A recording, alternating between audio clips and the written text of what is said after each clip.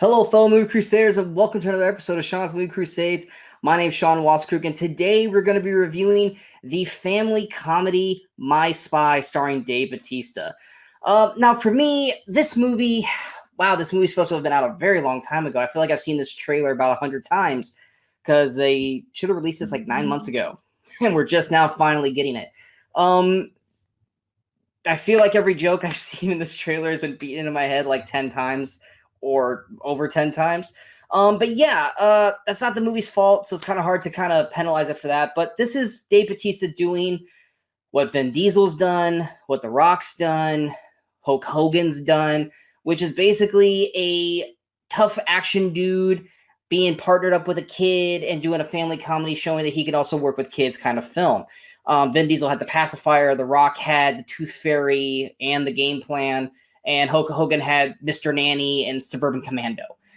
This is just Bautista's turn. My Spy, basically the general plot is it follows a hardened CIA operative, blinking on his name, JJ, and he's on a job to surveil this family because their father, or the husband of the family, has passed away, and he had nuclear plans, and the uncle's coming to look for him and stuff like that. So they're surveilling this family. But in the process, the 9-year-old daughter of the family catches JJ and his partner in the act, spying on him. Thus, he must basically help the little girl basically through her life with school, bullies, learning to become a spy, and thus giving JJ opening growth to learn and become a better person. And you guys have heard this film before because it's not anything different than we've seen in these previous films. But that is the actual plot to My Spy. Like I said, we got JJ by Dave Bautista. You guys all know him from, Guardians of the Galaxy, Blade Runner 2049, Spectre. Dave Bautista, pro wrestler wise, he was a good pro wrestler. He's not so much anymore. Actor, he's surprisingly a very solid actor. He a lot of people just thought he could just do very one-note things, obviously, when he was Drax and Guardians, but he's actually been developing his like style, and he's actually kind of becoming into his own as a really good actor with, like I said, Blade Runner 2049, Hotel Artemis, Spectre. He's really, really starting to hone his arc, and I'm actually really excited whenever I see something with Dave Bautista coming up because his potential is growing with each film. And with this movie, I mean, honestly, it's not that bad. I actually didn't hate it. I actually enjoyed some of the parts with it. Like I said, Dave Bautista as JJ, when he's just kind of doing his, I'm a tough guy skit, like in the beginning of the movie, it doesn't work. Like the first 5 minutes is pretty rough with this film, but once he actually starts interacting with Sophie, the 9-year-old girl played by Chloe Coleman, who I think actually does a really great job in this film, that's when you start to see Dave Bautista putting on a different kind of facet of his acting, being able to work with young kids, and the ability to work with Chloe Coleman actually works really well. I actually liked the dynamic between JJ and Sophie. I actually had a good time watching those two joke and interact and kind of banter back and forth.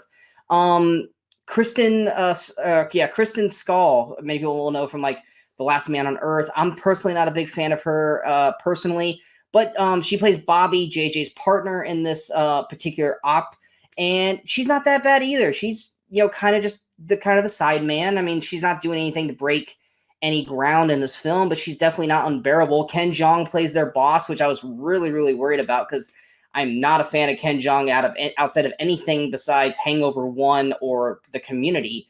But he actually plays it straight, which I was incredibly shocked on because I can't remember the last time he played a movie as not just wildly crazy and over the top, but he actually plays this pretty mild throughout the entire film, which I actually enjoyed Ken Jeong when he did that.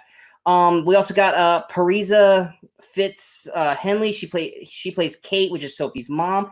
I liked her in her performance. I thought she was decent in the role that she does. There's not really necessarily a bad performance in this film. It's just there are some eye-rolling lines that don't work, and there's some plot holes in terms of characters that we don't see what happens to some of the villains. Some of the villains just kind of get ignored mid-fight, and we never see did they get away, did they get stopped. We have no idea. The action sequences are kid level. in a sense, but they look decent on screen, and some of the humor works really well. I think this movie, it's just been, the trailer has been beaten into our heads for the last 9 months that no one's going to be excited to see this movie, but it actually wasn't that bad. I didn't hate it compared to movies like Pacifier, Game Plan, Tooth Fairy, Suburban Commando, The Nanny. This is actually probably one of the better ones. I mean, this, and I honestly personally like the Pacifier with Vin Diesel.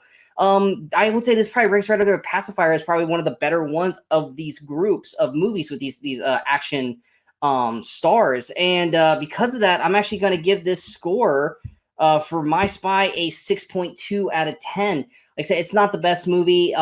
It's very passable for what it does, but for what it does it well. Like I said, I didn't hate the movie. I enjoyed it for the most part while watching it. There's a lot wrong with it, and it's like I said, you're not going to be like, that was one of my favorite movies of all time or anything like that. But for what it was and for how long this movie's been taking to come out, I didn't hate what I saw. And I think for the most part, if you guys just want a nice family film with an action star like Bautista, a snarky, smart kid, with Chloe Coleman, I think you guys are right up your alley with this. I think you guys will enjoy it for the most part. But like I said, don't be coming up and going, well, I didn't think it was as good as you thought it was. Well, it's not going to be that good of a movie, but it's a passable movie. And with a lot of the climate coming out today, where most of the movies that we've been wanting to see or we were excited for it to come out are not coming out now for another year or so. Or so we're kind of at the mercy of what movies are available and what movies come out for the foreseeable future until all this stuff happening in the world clears up. So for what is out there right now for us to watch, My Spy is definitely a decent flick that I would recommend if you guys want to see a fun family film.